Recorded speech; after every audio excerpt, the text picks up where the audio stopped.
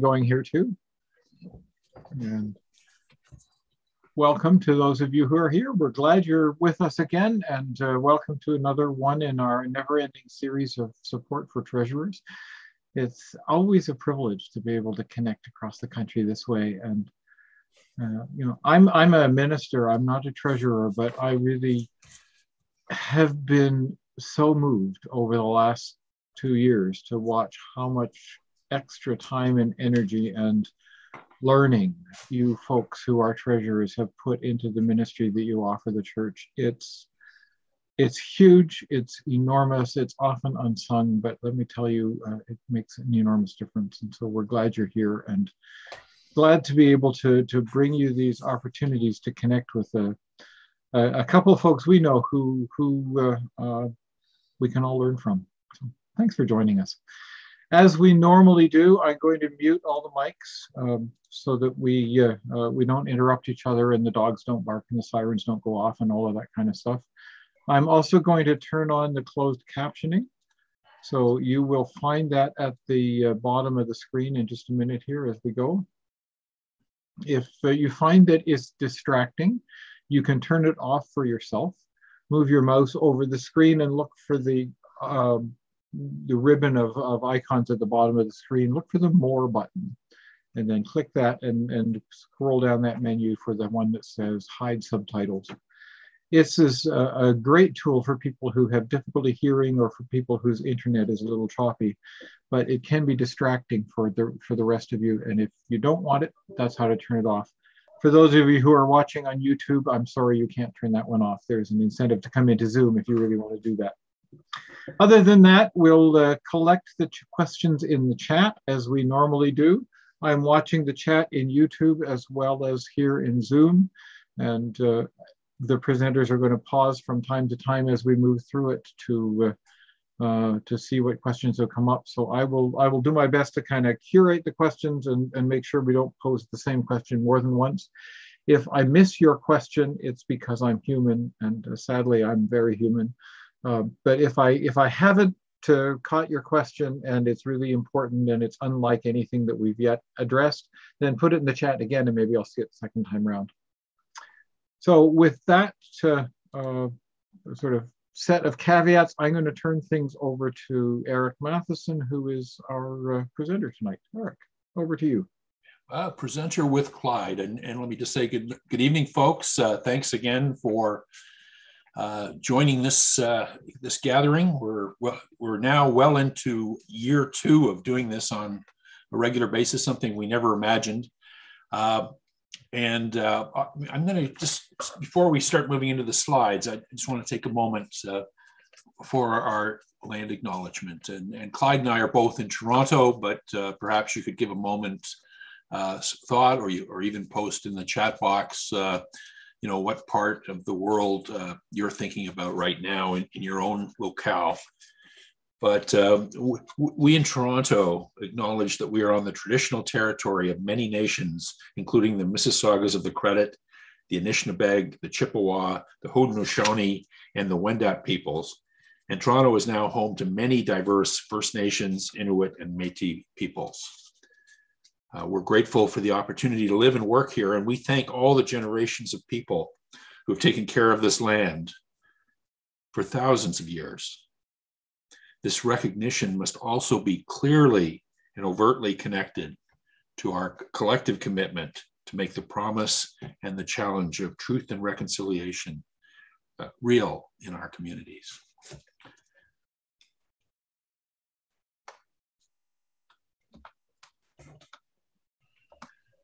So I always have the creed in here too to remind us that as we gather here, we're called to be church, and this is how we, the treasurers, this is how we do it. Worrying about the details, being the messenger with lots of messages that sometimes people don't want to hear, whether they're compliance or anything else. So here we're here to support each other, share ideas, and we'll get started. In terms of what we're going to cover tonight, the punch bowl is more or less taken away. If this was a party, the federal programs are in large measure winding up. I'll cover briefly what's left and what might still be possible. Clyde's going to take us through a recap on tax receding. We haven't talked about that in a long time, and we've had quite a number of questions. It's obviously tax season. So Clyde will remind us of some best practices, and I'll probably chip in there and keep saying swap checks, swap checks. Don't create extra work for yourself. Anyway, another one that's come up a fair bit the last month or two is the whole area of confidentiality of donor information and who should know and that kind of thing. So we're covering that tonight. Taking another step on the insurance path, I'll give you some updates on that. And just to let you know that next month, we're going to be focusing very specifically on a presentation, and it might even be a little longer one because there'll be a lot of content, but for new treasurers. Again, there are a lot of new treasurers. The date for that will be April 20th, 1 week sooner than usual. And Steve will be sending out some stuff about that, I'm sure, if you're on his email lists and so on. But something to be aware of. Okay, so federal programs and periods. This might be the first time in 2 years where I've said there's no news, unless you count the NDP Liberal announcement. But so far, at least, that isn't generating anything for us. I've listed here, and again, the slides either are or will be, on the United in Learning website with the recording here. But I've listed the periods here. Those of you who've been here from the beginning will know that the queues ended on October 23rd, which was period 21, and it was replaced by some programs. And the deadline, some of you might still be processing those. The deadline for period 20 is tomorrow. And you all know that, it's 6 months after. The local lockdown period, which I'll talk about just a tiny bit, is for periods 24 and 25, and actually 26 was extended to 26 now that I see this slide. So there's a couple of things like that that we'll talk about in a bit more detail. But if you're still making claims, like if you're doing the calculations on the spreadsheet and find you're still eligible, you've got a few more periods to go. I don't see any of this being changed or enhanced now. Okay, the hardest hit business program. This is the one that replaced the queues. Initially, I told people not to bother at all. You needed a 50% revenue drop. And in large measure, we may have taken a hit in our congregations, but it typically, with people on par and people, all kinds of folks switch to online giving and par.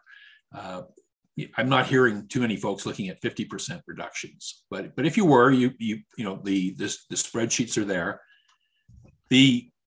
This was liberalized for a time from December 19th to March 12th. So that's 3 periods. That's period 24, 5, 6. And there, the revenue drop was 25%, which might have qualified some of you. And as we've been saying all along, the online tools are really, really good and really intuitive. If you've been around 2 years ago, it wasn't like that. That's about all I'm going to say. The words that came to mind were not church words. So we were constantly explaining and re-explaining them because they kept changing. So there is the possibility of working the online spreadsheet, in particular for periods 24, 25, and 26. And again, because there is no news, this is a reminder slide for those of you who've been around. If you have the CEBA loan, the government extended the interest-free period for another year to December 2023. So I've had a few questions on, well, we're okay right now, should we pay it back? Your decision. But, you know, as a treasurer, I always valued having some float, or knowing that I was going to be able to cover my expenses. So it's a good idea to have deployed. Well, you should have deployed that money, and you know, you can hang on to it for another 18 months to help you, because I think we've more or less come through the COVID now. If anything, I'm hearing people worry about what things look like as we reopen, and you know, just what the new normal might be like. Same date for the United Church COVID loans. The difference being that you're open to, if you need those this year, interest-free to December 2023. That continues to be available. It continues to be, you know, applications can be processed on an expedited basis through your, it's an online application, and it goes to your region. They approve it on an expedited basis.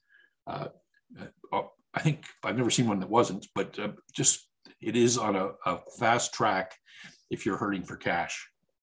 And again, it can be used, for example, to help people with assessment amounts as we've been transitioning to this new financial model too. Okay, so that's the government piece. Steve, did we see any questions on that? I saw one question from, I think it was Susan, about energy grants. Yeah, and we have a very attractive one there. Anyone, I think I've talked about it before, but Google the words faithful footprints, and you'll see that we have a fairly a nice program, $20,000 if you're, or $20,000 matching, up to 30 if you've got some really major energy savings targeted. And we're working with a group called Faith in the Common Good to deliver that program. So we have experts on even small wind efficiencies to green your buildings. Anything else, Steve? Yeah, what are the repercussions of not paying back the SEBA loan on or before the deadline? I haven't looked recently, but if memory serves, and Clyde will probably know, I vaguely recall it, interest starts to accrue, basically. And I think the interest rate might have been 5%. It was stated at 5%, but it could vary with all the interest rates going up these days. Yeah. It seems to me also the forgivable portion is no longer forgivable. You have to pay back the whole thing. That's right. That's the big thing. You know, at the risk of, you know, I can't tell anyone what to do, but I would borrow money to pay that back. Yeah, because otherwise you don't get the $10,000 or $20,000 grant portion of it.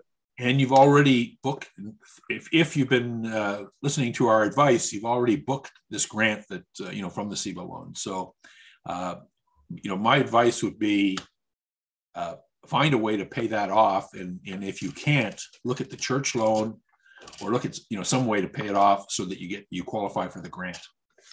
So Laura Wilkes has written in the chat here that it may be a little more nuanced, Eric. I don't know whether you can read that, or do you want me to read it aloud?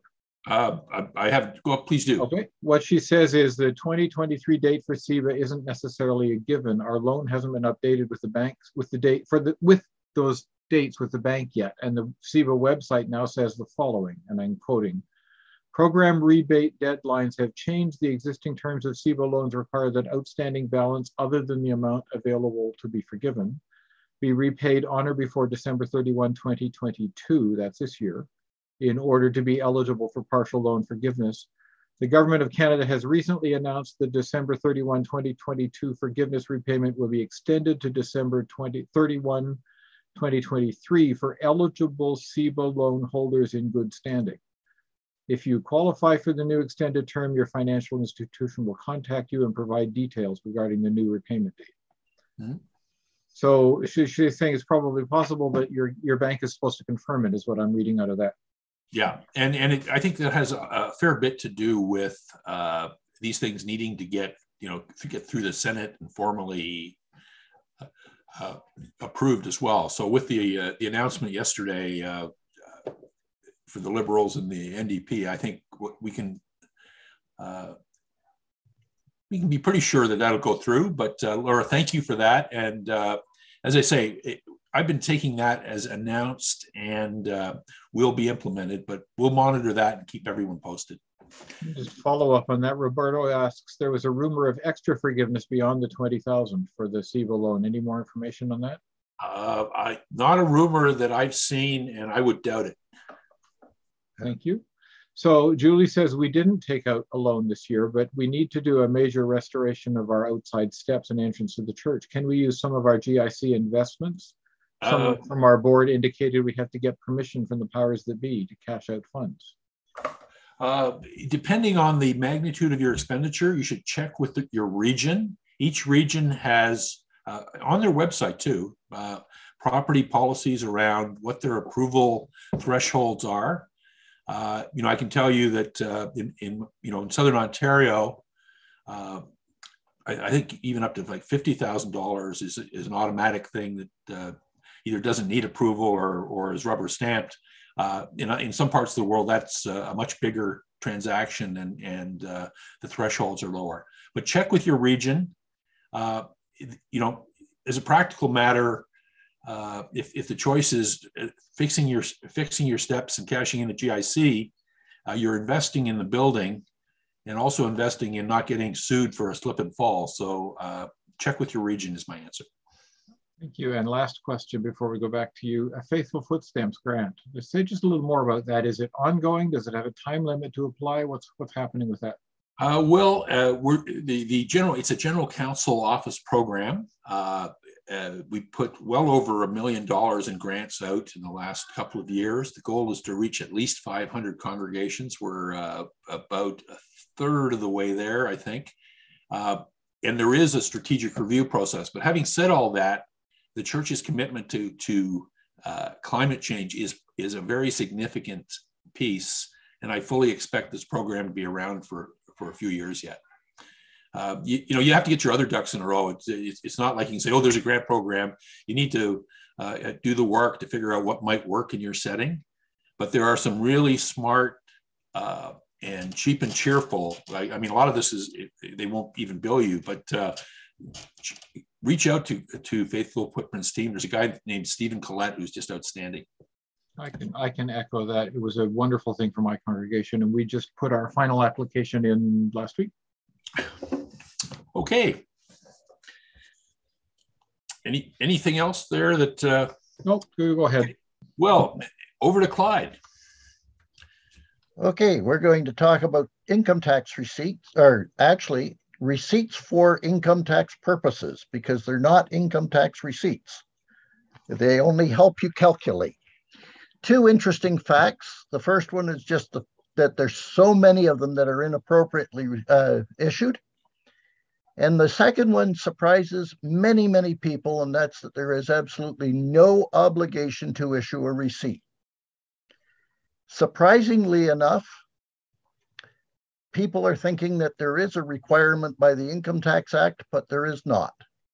The only good thing about issuing a receipt is that it builds confidence with the public because you're acknowledging the donations, but it also encourages additional donations. If you tell somebody that thank you very much, it goes a long way to getting second, third, fourth donations. So let's keep that in mind as we go through the facts about our receding. On to the next one. There we go. Receipt or not. There is absolutely no effect on the use of the funds, because everything from a penny up, if it's given to the charity, becomes charitable funds and must be used under the guidelines of the charitable funds. The donor can claim a donation credit, and as stated here, it can be as high as 50% depending on your province.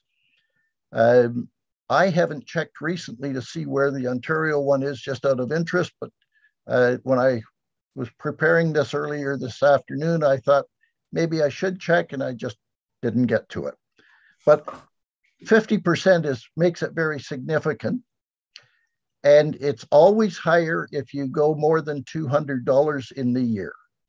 So even encouraging the youth, the young adults, to start out, but encourage them to go over the 200 because it becomes a better break on the, or a better interest rate, a percentage rate, I should say, on the donation that actually affects their income tax return. The question comes up frequently about whether they can receipt a donation.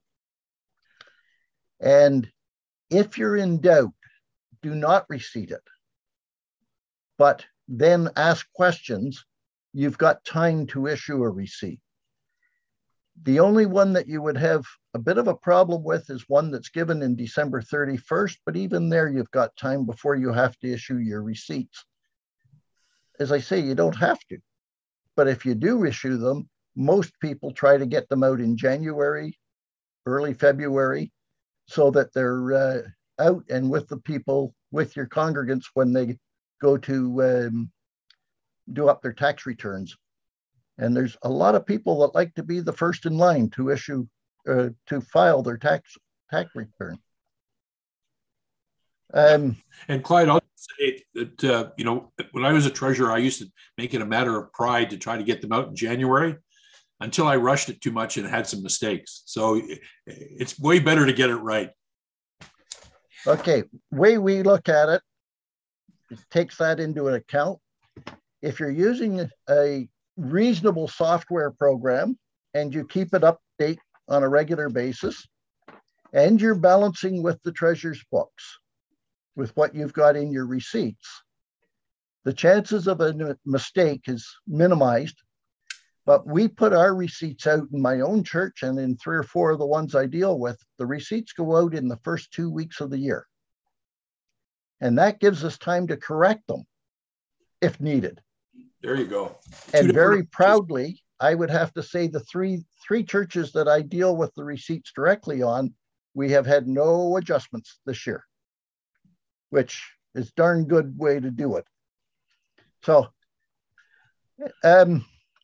information on a receipt is very important. There's a number of them that are still being used, using handwritten receipts in a 4 or 5 part form. Yeah, I'm going to say it. It's an archaic way of doing things. If you do it online, for the price of a good program that does nothing more than receding, it takes very little time to keep the data up to date regularly. I used to be faced with a envelope secretary who used to do all the data input for the receipts around December 39. Yeah, 7 days into the new year. And that was horrendous for trying to balance books.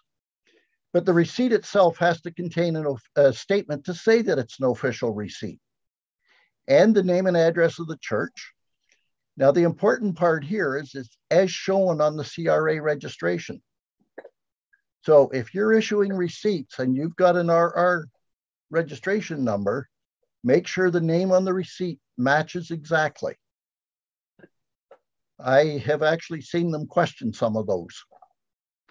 Your charity registration number, again, the RR number, has to be on the receipt along with a serial number. The serial number is extremely important because they're looking for consistency.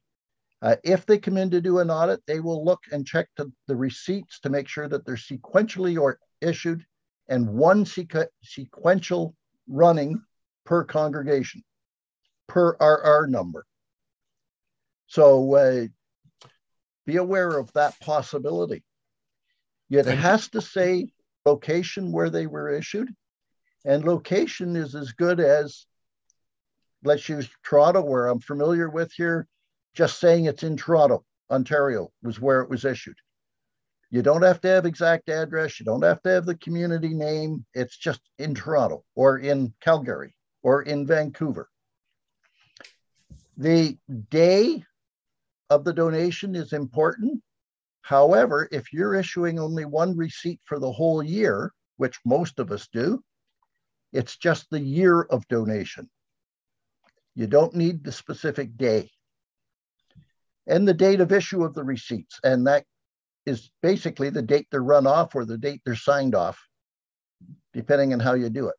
And if you've got a lot of them to do, these receding programs frequently will allow you to put a digitized signature into the program so that they're printed.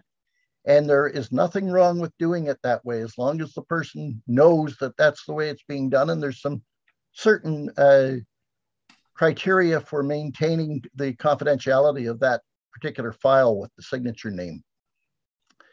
The contents from the donor's side, it says full name, including middle initial of donor.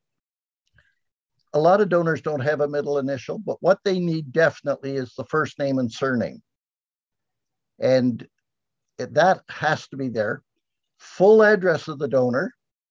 But again, if you mail one out using the address on your file and you find that it's gone to a wrong address because the donor moved, you don't need to reissue the receipt.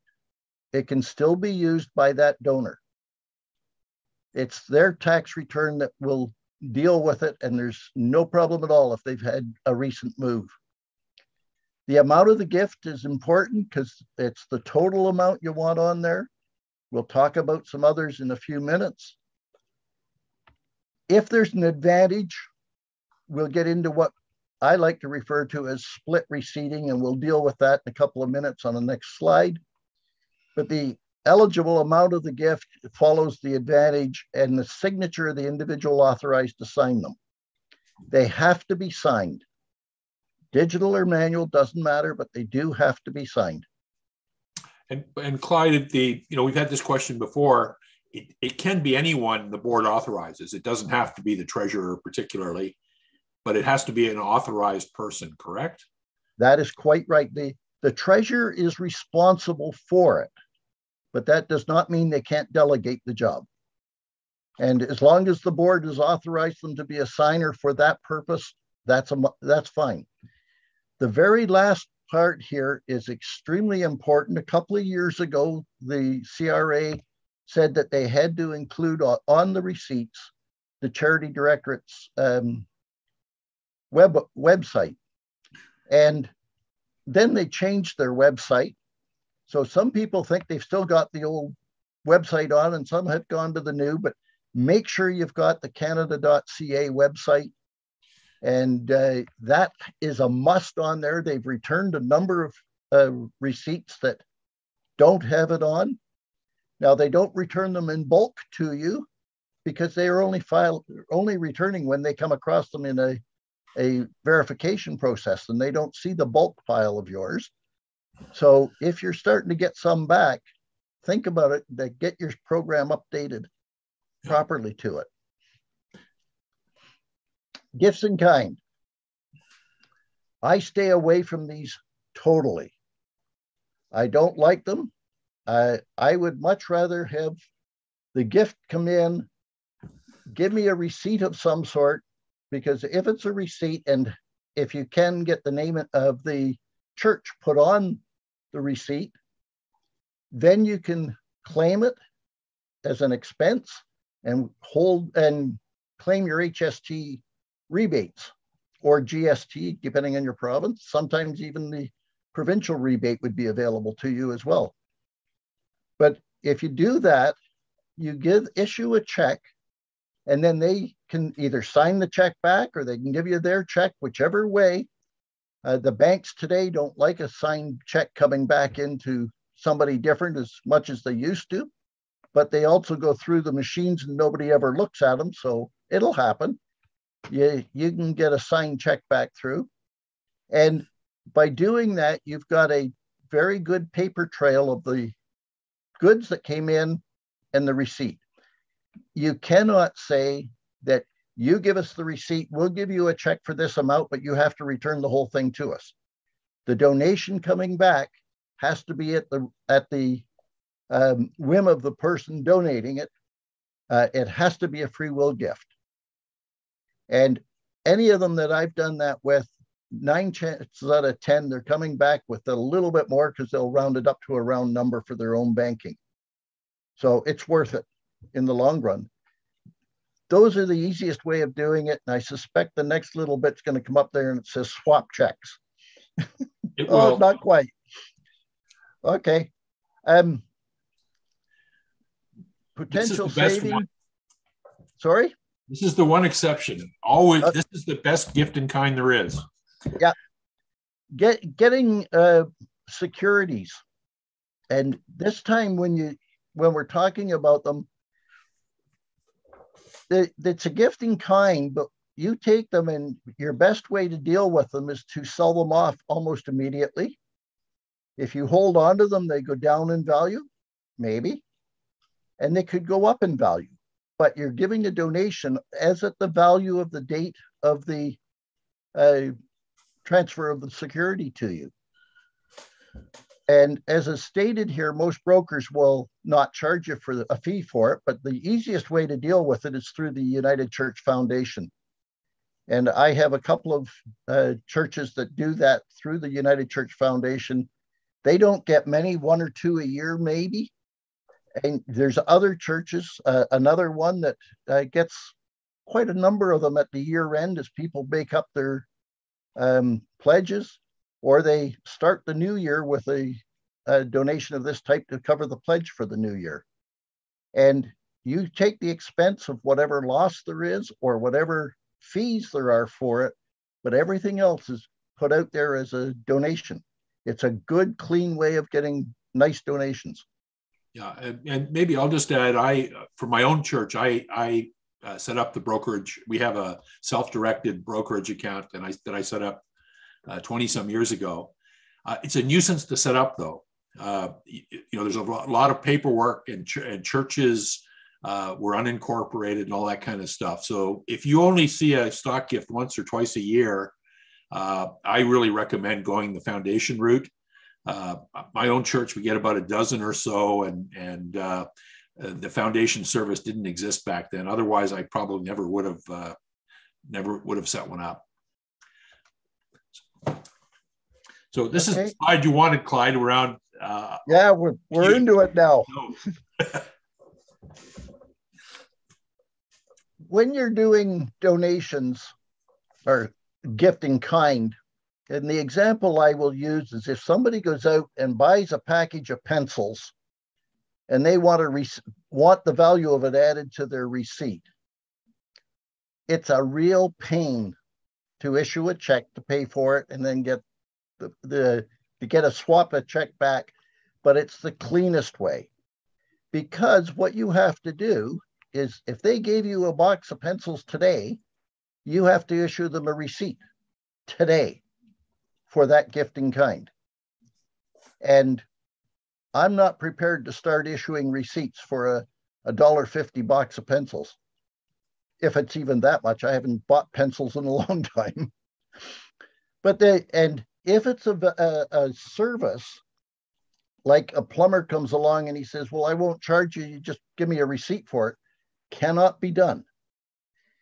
The reason for that is because the service is usually done by a plumber, a bookkeeper, or whatever, and you give us the receipt without us issuing a invoice, then I don't have to include that invoice in my revenue stream. So you want to make sure that you get the invoice, you've got all the benefits of that, and then you issue a check for it and let them come back with a free will gift. Services, well, you can't claim the HST on a service or any of that. You can separate the HST out of the gift in kind if you've got the invoice and you're doing a check swap. But if you don't do a check swap, you include the HST portion on the receipt. No, you can't include it on the receipt. So you can't claim it either on your rebates. And as I said, it's a separate one for every gift in kind. If the value of it appears to be over the $1,000 limit, you have to get it appraised by somebody who's experienced in that area, and you have to put their name and address on the receipt to say that it's been appraised by this person. Uh, you don't need to get in a formal appraisal form, but if you're paying to have the appraisal done, they will issue you an appraisal form. This is a list of some things that we cannot do, and yet most of us or some of us have done. Mm-hmm. And that's where you're buying food to prepare meals, not receivable. If you bring that stuff in and pay the bill, the person who bought them originally can still give you a gift, but you swap checks. So I'm not going to go through the list. They're all there. If you want to review the later, it's on the slide deck and you'll be able to see it. Yeah, the key message is the last bullet there, where again, you might be in a situation where, someone has been donating bushels of apples for the last 20 years, and all of a sudden you show up with a different message. A, you're just the messenger, and B, you also have to decide if it's a hill you want to die on. But it's way more work for a treasurer, and I've certainly got my congregation trained where I used to just get up in the pulpit and say, please make it less work for me, and I guess that's and go on par. And he has a heavy voice in his congregation too. So anyway, split receding, we talked about this a little earlier, and this is where you've got an advantage. The donor receives an advantage because of their donation. The example used here is a dinner, a gala, a dinner show, whatever you want to do. But you have to take into account every expense that is incurred on that dinner and divide it by the number of participants. Not the number of tickets that you could sell, but the number of tickets that were sold. And so you really can't come up with a true dollar value of the gift until after you've got the dinner going. So it's a bit of a pain.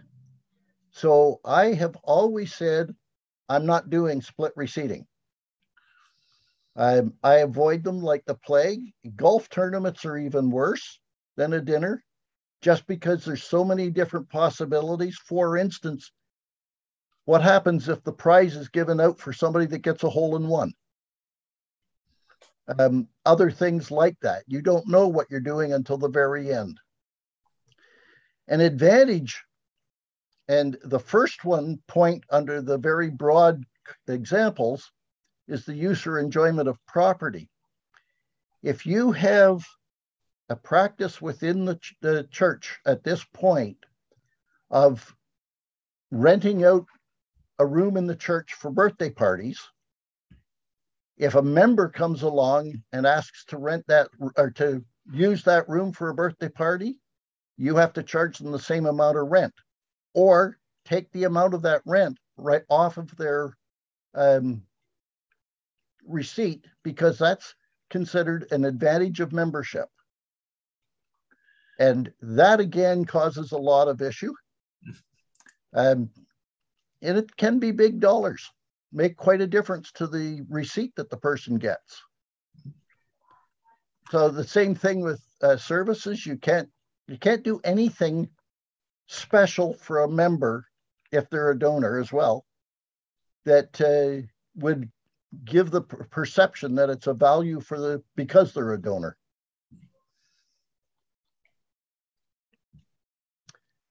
There is a de minimis rule. This plays into account a little more when you're doing an auction type event.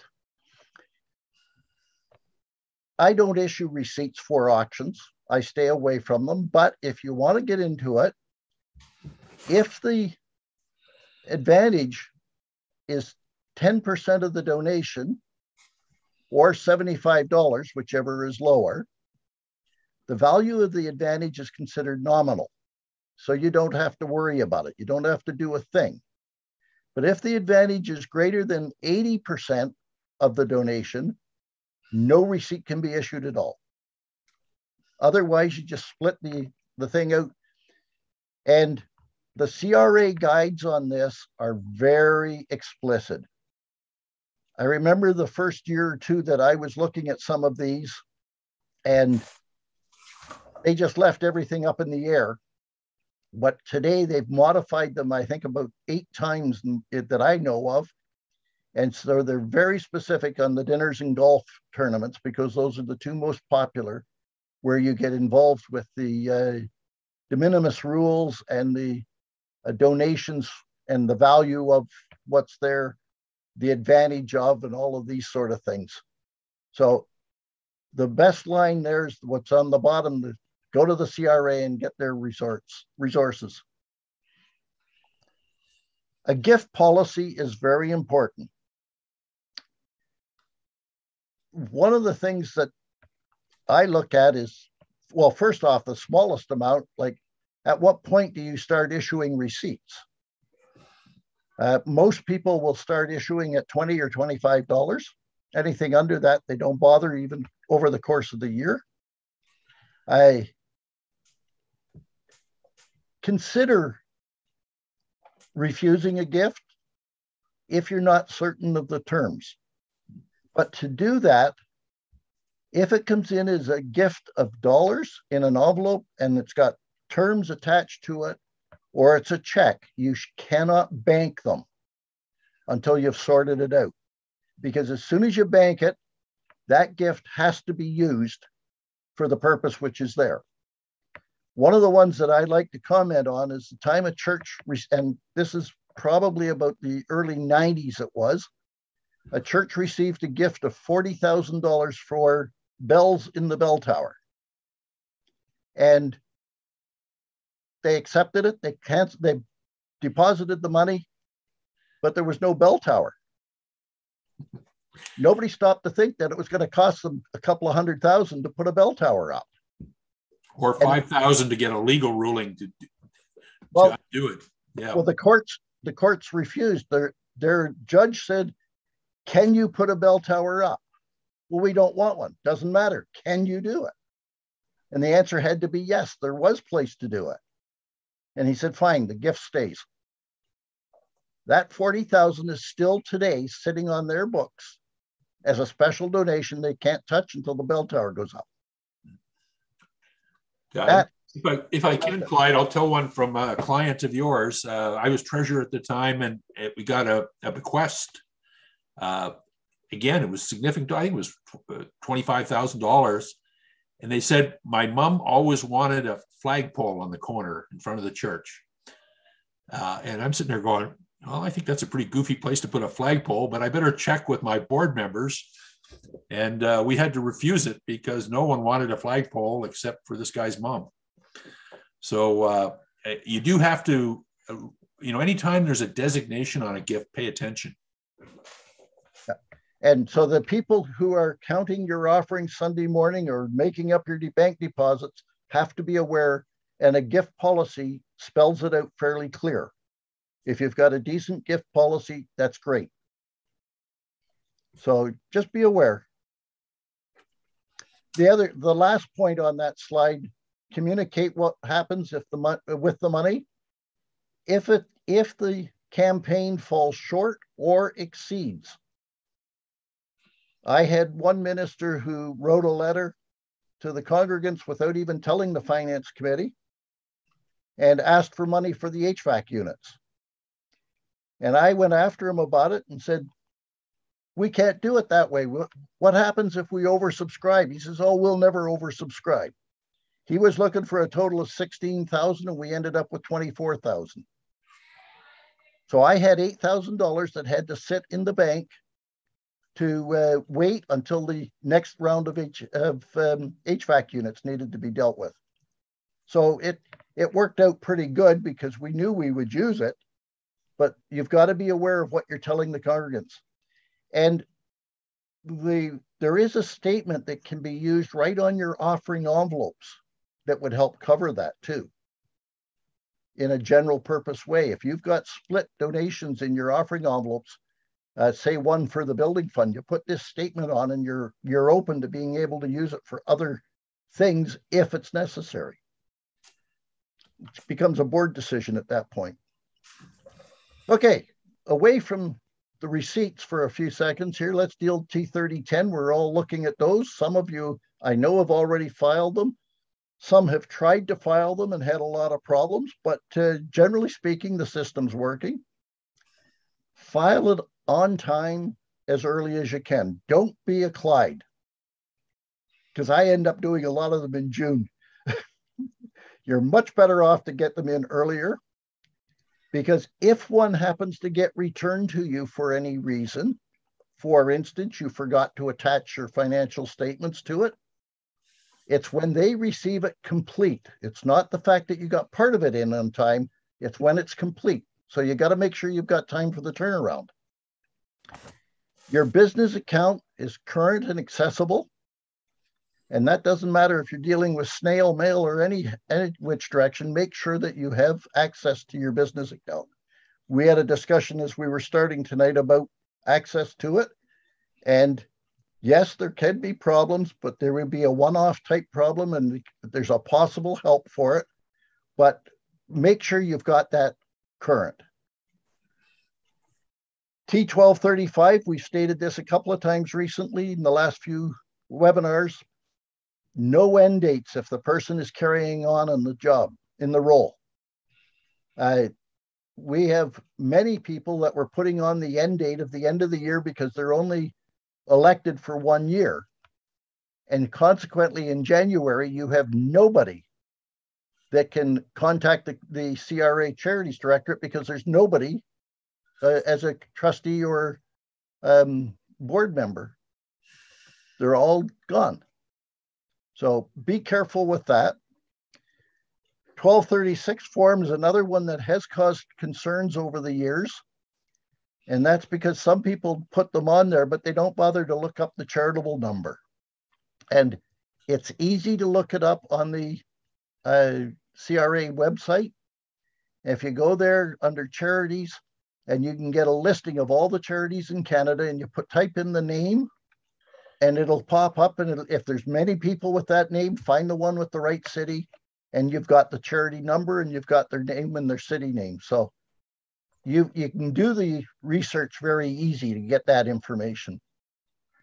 Your tax receipts, I can't say the line number right off. I think it's 4020, where you put down the taxable receipts, total dollar of taxable receipts, and be sure that, yes, the tax receipts themselves match, but make sure the dollar value total at least matches, or maybe even a little less than what you've got on your T3010. You definitely don't want more tax receipts issued dollar value than what's on the T3010. Important to remember that. And then to file, again, we'll comment, file it on time, whatever you do. You don't get any holiday breaks until that's done. And that's what I keep getting told. Yeah, and just a reminder, we do have a full deck that we haven't got recorded, but a full presentation deck on completing the T3010 is in the January slot that Steve has for us on United in Learning. And Clyde will talk about GST, HST here, where we have that in the February deck. Yeah. Churches are not HST registrants. Very, very few of us need to be registered to collect HST, and you don't want to do it unless it's absolutely necessary. You can claim your rebates, the public service body rebates, claim them twice a year.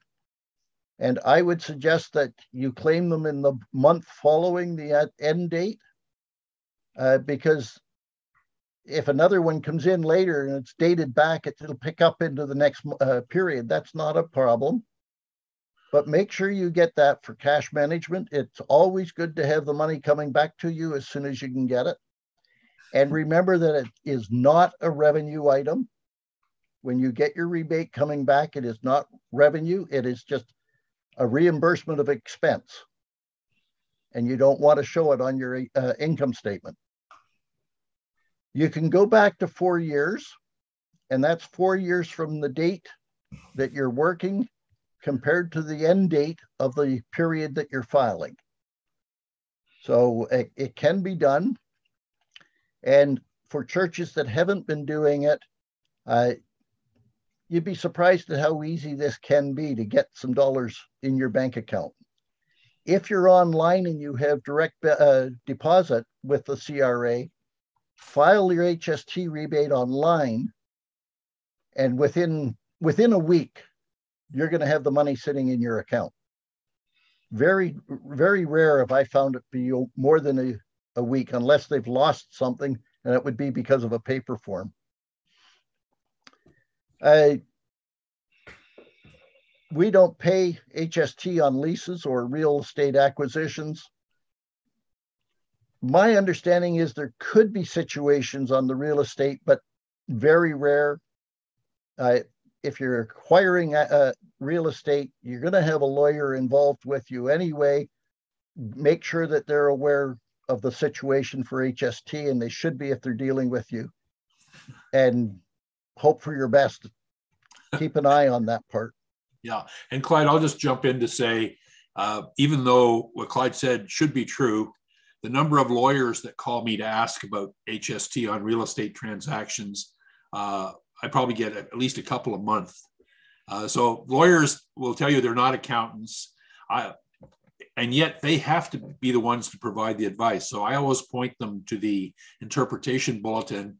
It happens to be RC 4082, and it's on page 21. And I say to them, you guys have to interpret that. I'm not close enough to your transaction to be the arbiter. Okay, so folks, thank you, Clyde. We tried to offer a couple of recaps there. Any questions, Steve, arising? Sure, there's a few, and let me kind of work backwards since all the government forms are top of mind.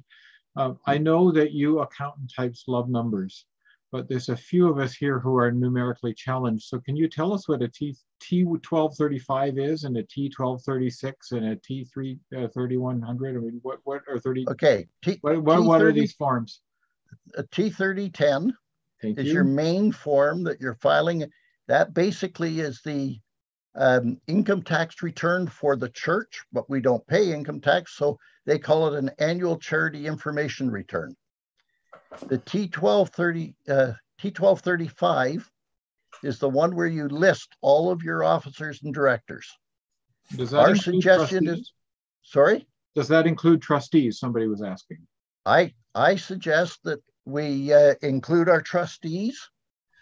Our clergy should be on there. All clergy that we have in the church, and you should have at minimum your board executive.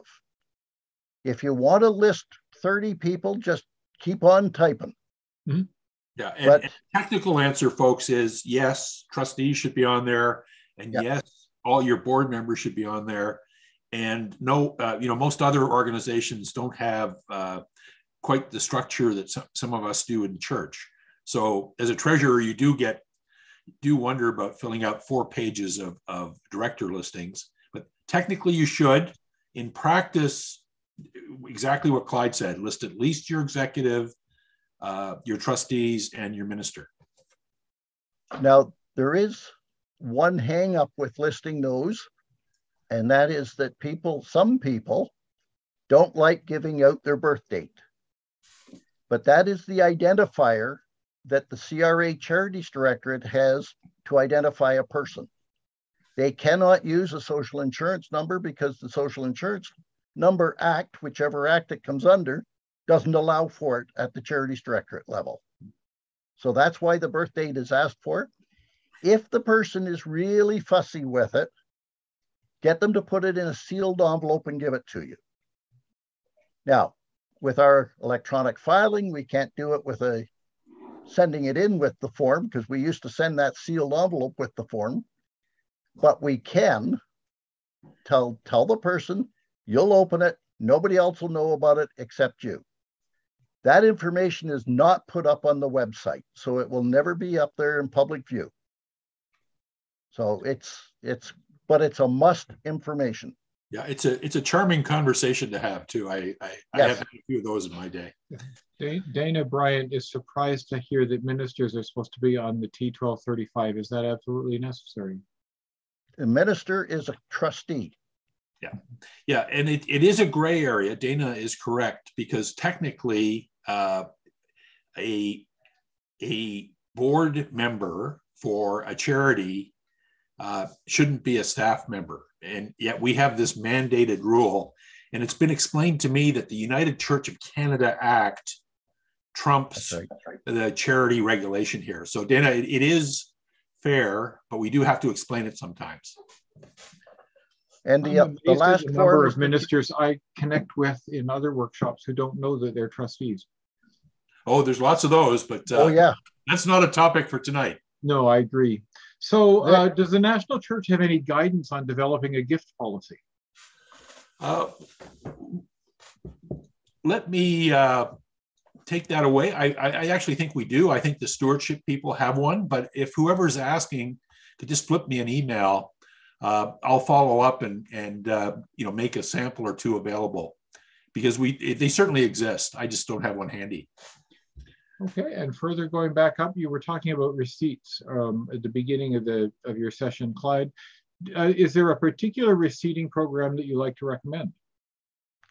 The receding program I recommend is called donation. Couldn't be simpler. It does nothing but preparing receipts for donations. It's a very simple, easy to use, and it costs $75 a year.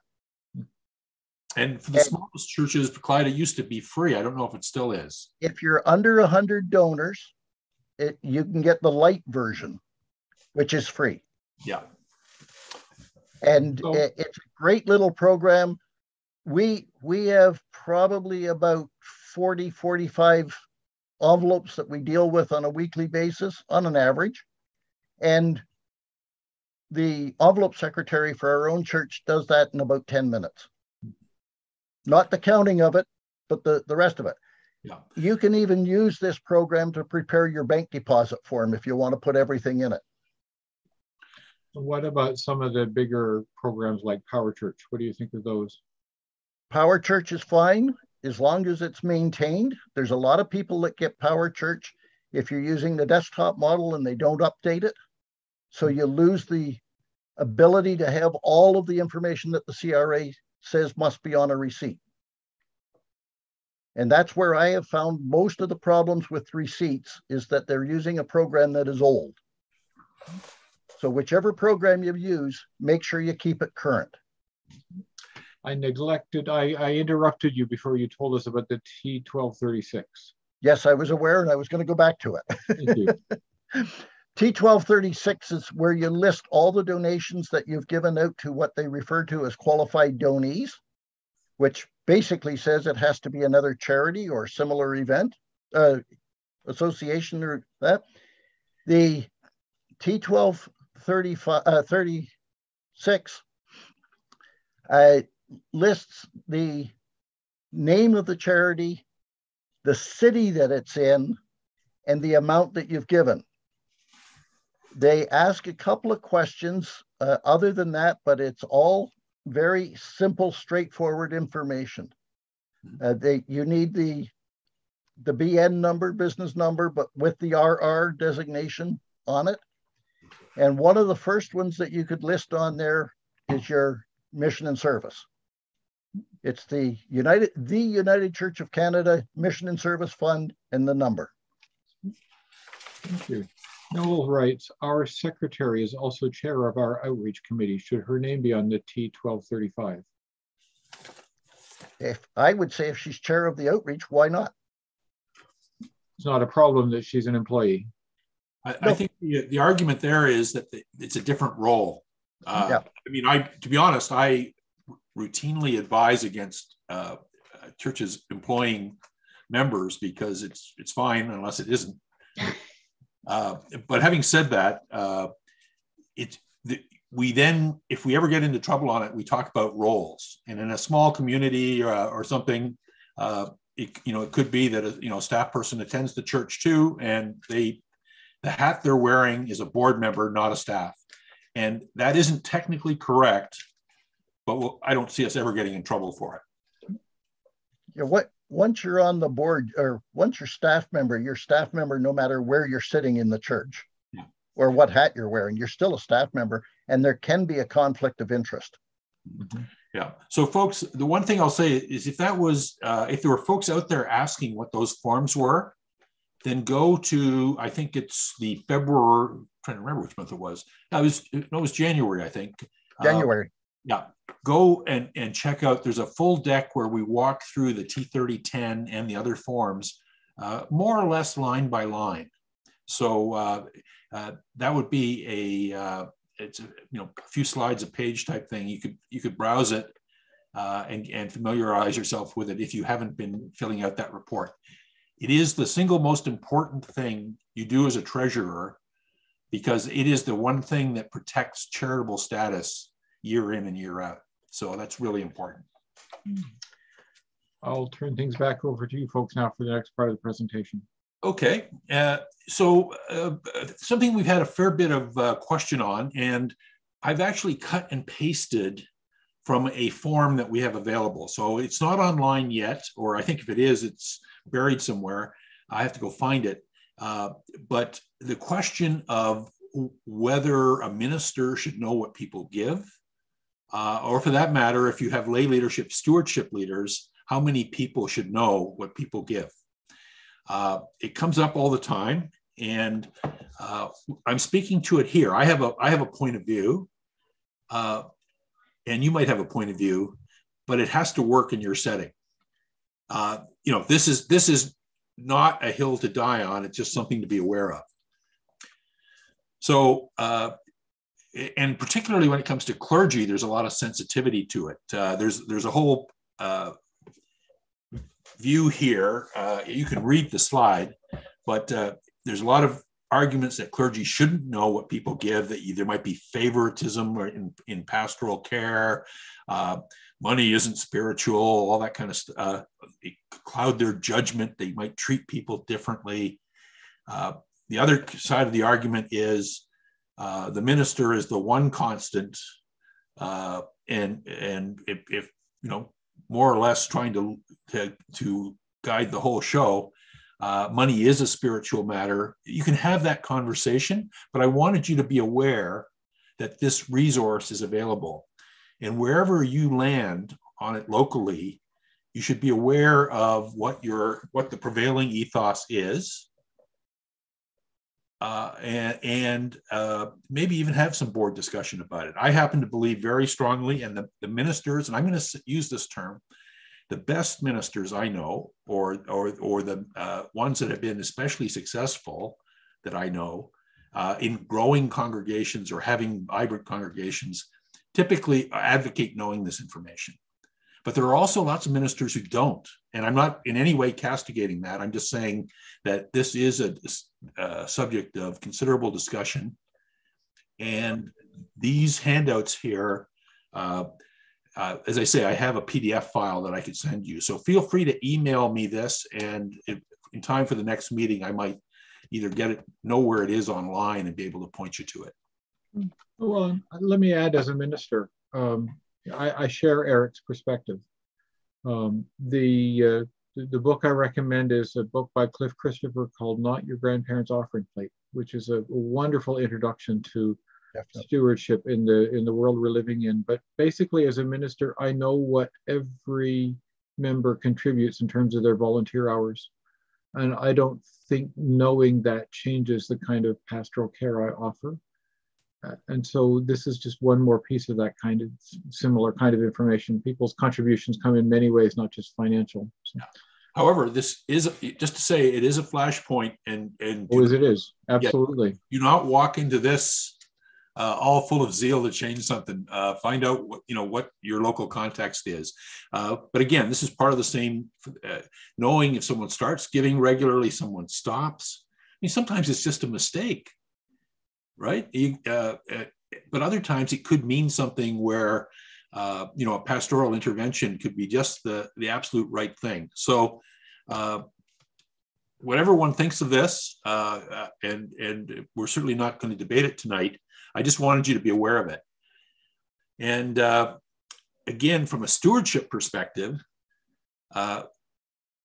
there are ministers that are uncomfortable with delivering the stewardship message, and there are ones who believe it's the most important thing they do. And you need to figure out what you've got in your context and what could work. The one thing that I will say, I don't care where you are, that applies is you have to, the spirit of gratitude, just thanking people for being a volunteer, thanking people for being there. Hey, in COVID times, I thank people for a hug. So, that's the spirit of gratitude is also part of this. Yep. So local decision. Maybe you have a visiting program where you're visiting your donors every year. Maybe you don't have to worry about this kind of information if you have a regular visitation program as part of your stewardship. But again, it's good to know where you stand, for there to be a board policy, know what you do today, and the whole notion of is it worth changing is something that we can provide you some resources, but that's not that's going to be up to the treasurer or your board. So I don't know if there are any questions or comments, not for debate so much, but if there are any successful items or anything you want to share out there, feel free. Steve, did the crowd go quiet with this? Yeah, everybody is just in awe of your wisdom. There's no questions at all here. That I had the guts to raise it, I think. In any case, okay, well, we'll keep moving. We're still around. This is, everyone here, I hope, knows, and if not, if you don't have a treasurer Church Hub account, Susan Jackson, sjackson at united-church.ca. Every treasurer should. This is the new online tool where we record all kinds of things. This page is a little misleading because it has all the different types of tabs, and not everyone can see everything. So a treasurer has a certain view. There's a role called church admin, and quite often the treasurer is the church admin that gets to see all kinds of things. But we have security around who can see. For example, if you're in a search committee, that's where you can see what jobs are available and information coming in, finding a new minister, but no one else can get in there. And ministers, again, it has to be confidential. So if you're an M&P committee, there's certain pieces of that you'll have. In most settings, the church admin role is the one that has the broadest, is the one that has the broadest access. And the one I learned today, for example, is Community of Faith published content. And I'll talk about that in just a second. All the elements of Church Hub are important, but the one that drives some of your cost and some of the broader church's ability to do what it does and is around the assessment. So submitting statistics, Susan Jackson wanted me to thank people because we're ahead of last year and ahead of most years in terms of people getting their statistics in. But those statistics are really way more important than they used to be, in that they literally determine the assessment model, which is a consistent, transparent, and very an equal across the country way that we handle it now. So as soon as you get your 2021 stats in, if you're using online or even if you mail it, once that information is online, even if we have to data enter it in Toronto, you'll get your 23 assessment posted. You'll know already their qualifications. And again, online is your assessment form, and folks who've been here, this is how you find it. You go to the annual assessment tile. There's a drop-down menu, and we explain here how you log on. I think the way to do this, if you're having any trouble at all, you give us a call or an email. But if you have your account, it's pretty user-friendly now. It's the old drop-down menu and those kinds of things. So your invoice, you should know, you should certainly know what your assessment amounts owing are for 2022. And if you've submitted your statistics also online, then you'll also have your 2023 already. Now, that's projected. And your 2023, let me see, I'm confusing my dates. No, actually, that will be the number. So each year, we have a bit of a lag because we collect statistics after the fact. But the old days, if you've been a treasurer a long time, assessments amounts used to be determined sometimes like in December. Now you have lots of months of notice and can plan. I just mentioned this example, updating annual reports. We ask people to upload their annual report when it's ready. And it's the admin user that can do this. And you do it from the Community of Faith Publish tab, the tile that you click on. And when you open it, you can upload your annual report. You can also click and drag it over, but I'm going to stay out of that kind of stuff. However you move your files around is your business. And again, there's the information for assessments. It's a very significant, it's a significant cost, but it's also how we fund, frankly, things like this and all the other broader work of the church in regional councils and at the denominational office. We strongly encourage folks to either go on par, those payments are spread over 11 months. And then we're automated for the next year as well. So there's way less work for everybody. Or you can also, there's information online on how you can make electronic payments for this, both for M&S and for assessment. Repeat slide of many of you are regulars. The governance extensions, last 2 years, we've had to approve our budgets and whether you could have AGMs and all that kind of stuff. We still have the extension in place where you don't have to have a formal meeting if you didn't do it on Zoom. I don't see the executive changing this anymore. I think we're coming out of COVID unless we get a bad bounce back. We're supposed to revert to normal at the middle of the year. Let's see what happens. Clyde talked a little bit about this.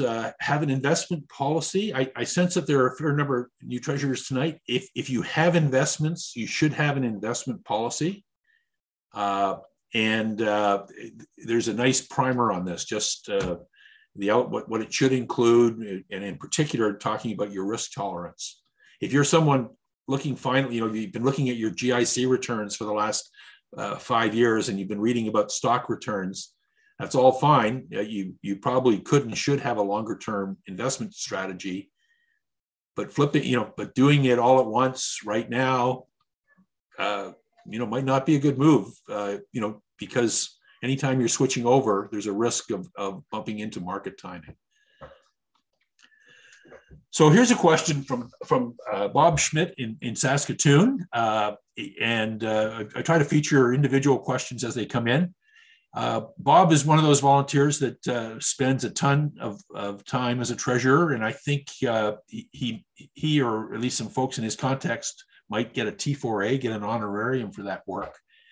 And he's saying, can't we talk the government out of making this kind of income taxable? That would be more of an incentive for volunteers or even volunteers that are paid an honorarium. And Bob's actually written me a few times and said, hey, can we lobby the government or something? Bob, I've told you this directly, but I did want to share it with the treasurers.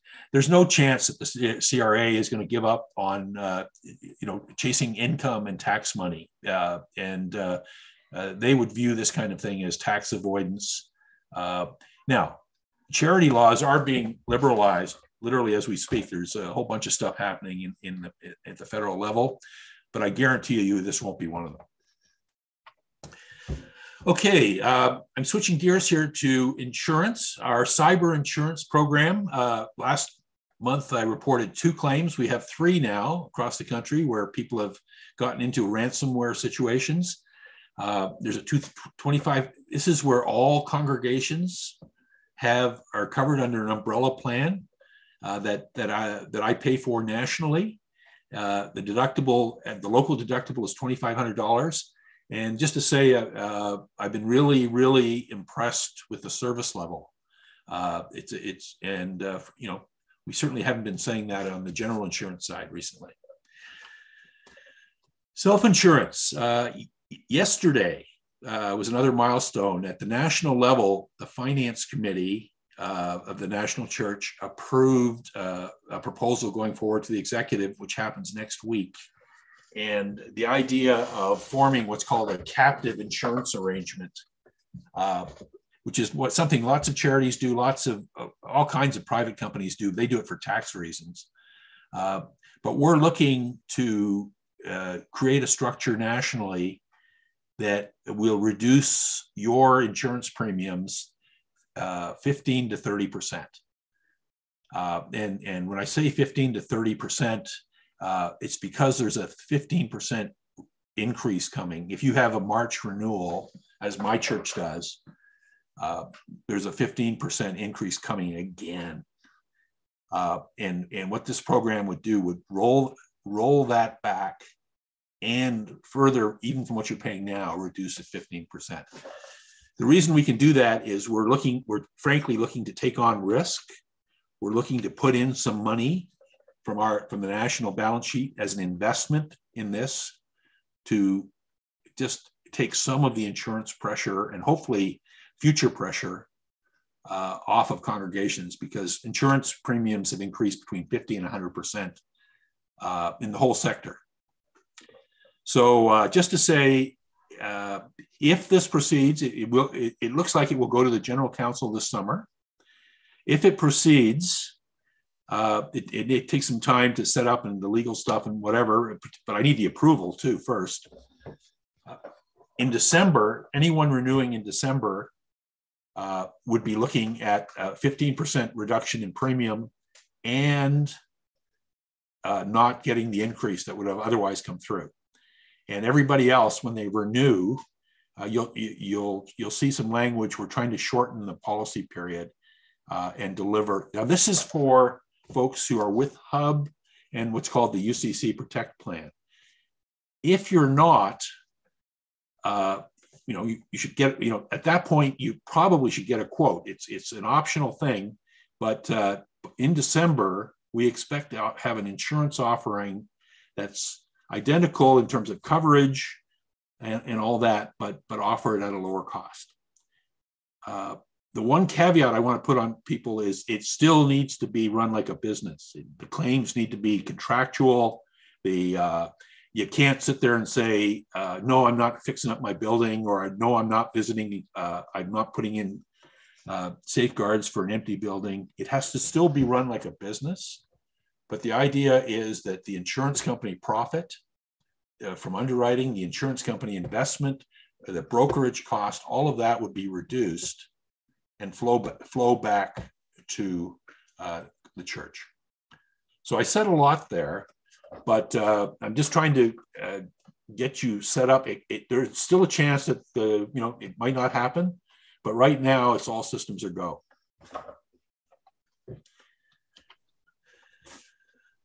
Changing gears, a couple of payroll announcements. There's now an email. If any of you have sat on the phone with ADP, are better people than me. I do not sit on the phone for more than 10 minutes for anybody. But we have an email offering now, direct to ADP, and the part I love about that is it becomes measurable. Okay, when did you get an answer? There's a trail. There's a clear audit trail. So I love that. There's some specifics here. If you are one of those people that has needed ADP help, you must, on the subject line, have the name of your pastoral charge and your ADP code. And I apologize if that's a real code for Trinity United Church, but there's so many who knows. The point being, in communicating with ADP by email, you must have this coding to help them. They have thousands of other customers, obviously. The body of the email must have the full name of the treasurer and a phone number. Most of you, at least on your emails to me, have that. The other big item, there's three big items. The payroll team has access to ROI, that's reports on internet, I think, for all pastoral charge payroll starting in March. We don't have history, but from now on, that team can troubleshoot as opposed to throwing you back into a phone queue. And that's a big win. And finally, Eric, that said 23rd of March 2023, so that's a year out? No, that's me being a poor typist. Thank you. Let me just see what it did say. Yes, 2022, my apologies. And finally, and this is one where, I mean, I've worked for insurance companies for a good part of my life and bureaucracies. This is a big win. We are the only customer in the ADP world. ADP is one of the biggest payroll providers in Canada and the world for that matter. And we are the only customer where on the bridge, on their homepage, we get this kind of phone number and email reference. Now, you can sit there and laugh at me, but as a bureaucrat or a past bureaucrat in Churchland, I'm probably a current bureaucrat. This was a big win, and in some ways reflected the fact that we haven't been getting the service we wanted. So I view each of these three things as significant progress that we hope will enable us to serve people a lot better. And there, of course, is Angelica's team, with the contact number now, with the email. I include this slide, not so you can write it down, but it's available online if you want to go look for it. Similarly, Clyde, myself, our emails. Usually I'm really poor at responding. My response time falls off after webinars because there's a surge of questions. So response times will vary. Clyde does have a day job, but we will get back to you and we will use your feedback to learn for future. And then, of course, I close with saying thank you for your time and generosity. But Steve, what do we got for questions there? Yeah, so a few questions have come in. Let me see.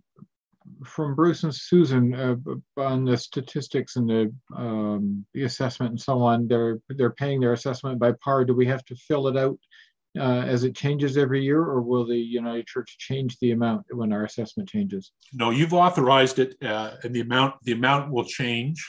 And you do need to trust that it will only be the amount that it's still going to be divided by 12, but the amount will change automatically. So I view that as a huge plus. Okay. You still have your statement, which tells you what your assessment is and how you pay. The amount is divided by 11. Sorry, correct. Thank you. A couple of people have been hoping to hear about credit cards. Do you have any news on that yet? Well, I do. I had got an email from Andy at 7 o'clock, literally at 7 o'clock. He's working with an outfit called Carey, and he's looking to have a separate seminar. Carey is set up already to deal with larger churches that have a big bank balance. By big, I mean, tens of thousands of dollars. That isn't the problem I'm trying to solve. But he's looking to have a webinar, perhaps a separate webinar, and we can send out an invitation for folks who are in that bigger group. And then we're working with Carey to get an offering that I might be able to say guarantee nationally, where any place can have a credit card, irrespective of their bank balance. But their current offering, which works really well, and if you are a larger church and carry quite a bank balance, I can connect you with Andy already. But right now, we're still working with them to try to get a broader offering. Great, thank you. Laura has money that's come into her church for the Ukraine crisis. What's the best way to get that to you guys?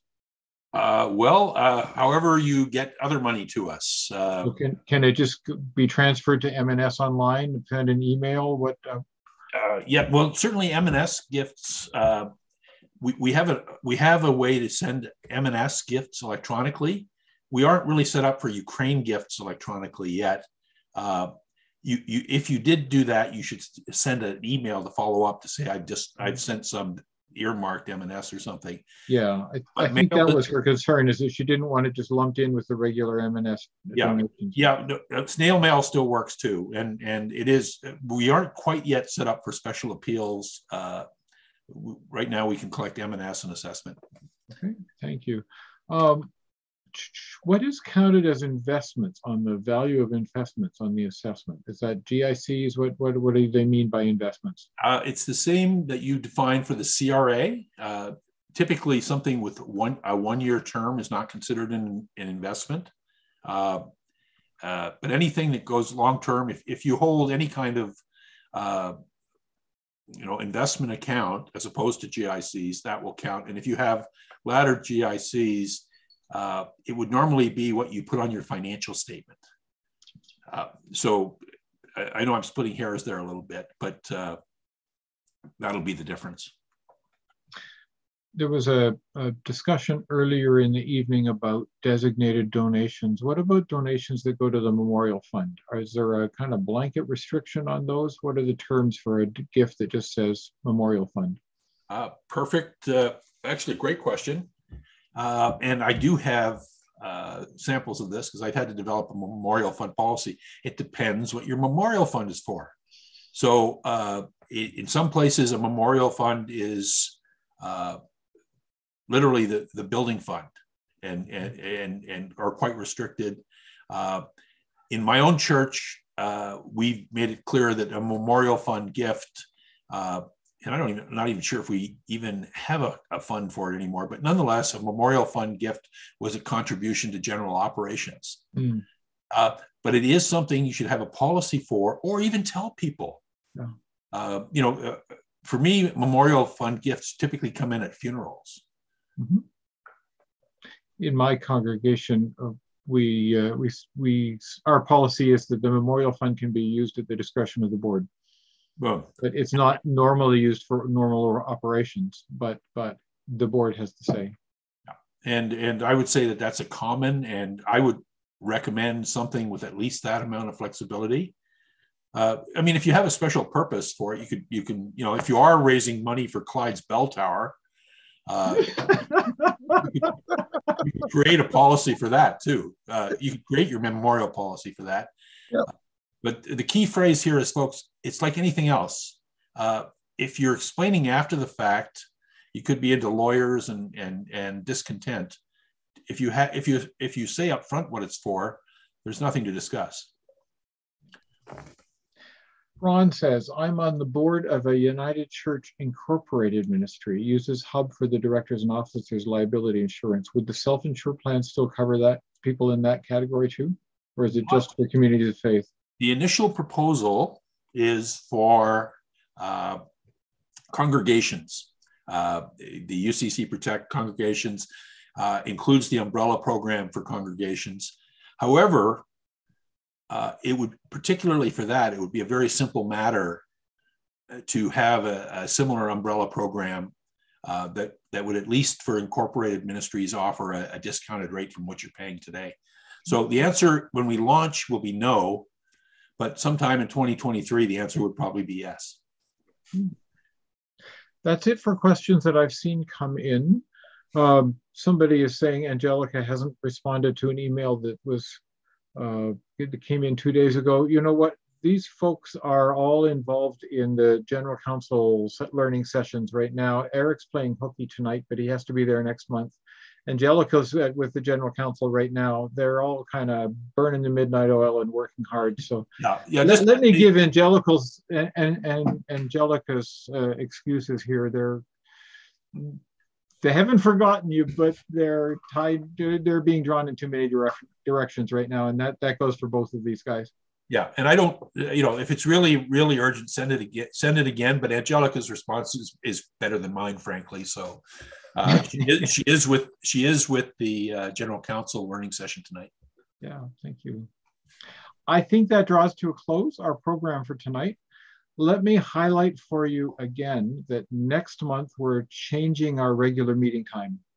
So we will meet not on the 4th Wednesday, but on the 3rd Wednesday on April 20.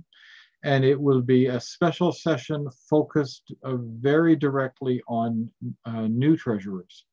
So help us to get the word out. It's always hard to let people know if they haven't been here before, but we'll do our best to do some publicity for that. And I mean, by all means, come yourselves. There's always stuff to learn around this topic, but we're aware that volunteers turn over in all of the volunteers' positions, and certainly this one frequently. So offering that kind of church treasurers 101 course, I think, is going to be really valuable.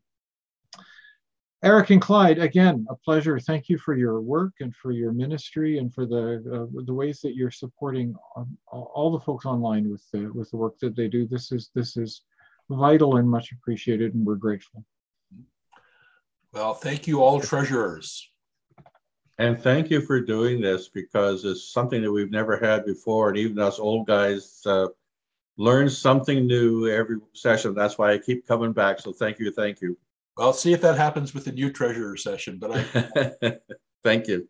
Great. Just to go on that same thing, having done these for close to 20 years in our own presbytery and beyond, and I still learn as I'm going. Every one of these, I pick up something from the questions and the responses. So I guess it takes an online village, doesn't it? it sure does. Yeah. Sure And does. folks, we're going to keep, I had intended to do a survey, and I just couldn't find the time, frankly, but we're going to try to get a survey out the next while on all the things we talked about: electronic payment, accepting payments, making payments, credit card. There should be some significant opportunities to leverage all of us being in it together, as opposed to having to try to work out every little thing locally. So thanks again. I'm going to call time. I'll take Eric and Clyde off to debrief briefly, but otherwise I'll look forward to seeing you on April 20. And blessings for Easter and Holy Week and all of those things. And we'll look forward to seeing you then. Great. Thanks, everybody.